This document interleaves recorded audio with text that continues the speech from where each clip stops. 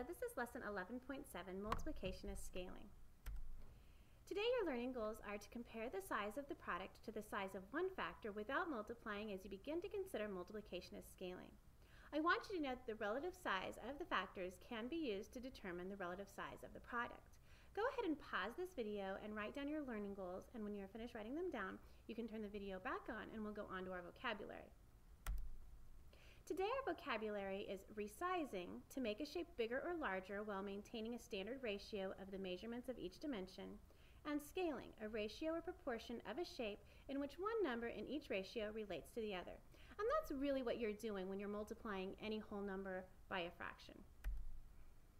Our example problem says Anna knitted 4 socks 4 feet long. Let's go back to these vocabulary problems. I want you to write these down. I want you to pause this video, and when you're done writing these vocabulary words and their definitions, you can turn the video back on, and we'll move on to our example problem. Our example problem is Anna knitted 4 socks 4 feet long for her and her friends Isabella, Taylor, and Adrian. After a month, they compared the lengths of their socks. Some socks were stretched and some had shrunk. The results are shown below. How had the lengths of the scarves changed? Well, let's go on to the next slide and look at the lengths of these scarves. We see that Anna's was still 4, Isabella's was 1.5 times 4, Taylor's was 3/4 times 4, and Adrian's was 3/3 times 4. Well, when I look at Anna's sock, Anna's pair of socks, I can see that originally she started with socks that were 4 feet long. Wow, these are long socks. And now she still has socks that are 4 feet long. So her socks stayed the same. Isabella has socks that are 1.5 times the original size of 4 feet long. So that means that Isabella's socks have grown longer. When we look at Taylor's socks, we see that hers are 3/4 times as long as the original socks. And we can see that that would be smaller because 3/4 is less than 1. Because of the identity property of multiplication, we know that anything times 1 is the same number. So we know that 1.5 times is going to give us a greater number. Since 3/4 is less than 1, we know that that's going to give us a smaller product. And let's look at Adrian's. We see that Adrian has 3/3 times 4. Well, we know when multiplying by fractions that anytime your numerator and denominator in a fraction are the same, that is equal to the number 1. So saying 3/3 times 4 is the same as saying 1 times 4, which would give us the same product as 4. So we know that Adrian's sock is the same size as it was originally.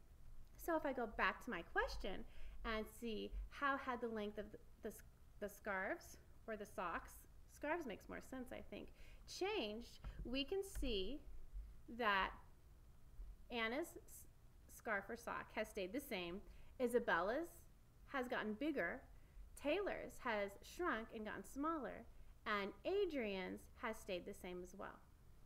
Let's move on to the next problem. Anna's socks stayed the same, Isabella's socks stretched, Taylor's socks shrunk, and Anna's socks stayed the same. All right, so now we're going to decide which symbol belongs in the blank, greater than, less than, or equal to. We have 3.5 times 2 2/3. Is that greater than, less than, or equal to 2 2/3? Well, we're going to look at this number, 2 2/3. That's the same. So we could say 2 2/3 right here is equal to 2 2/3 right here, but that's not the question. The question is 3.5 times 2 2/3 greater than, less than, or equal to 2 2/3? So go ahead and answer this question. Put the greater than, less than, or equal sign in the blank, or rewrite this problem and put it in your journal. And when you have your answer, turn this video back on and we'll check over it together.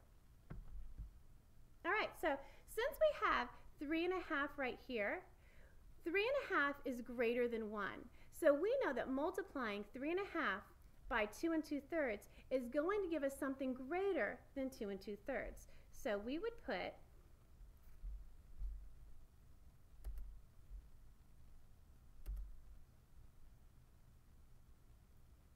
the greater than symbol right here. Is that what you put? If so, good job. Give yourself a pat on the back. If not, correct your mistake and let's move forward. Now I want you to answer, or I want you to decide whether 4/5 times 2 2/3 is greater than, less than, or equal to 2 2/3. Use that same strategy that I just told you in the last slide. Pause this video, mark your answer, and when you have an answer, turn it back on and we'll check it together.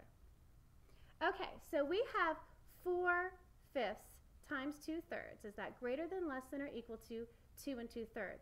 Well, since we know the fraction 4/5 is less than 1, we know that 4/5 times 2 2/3 is going to be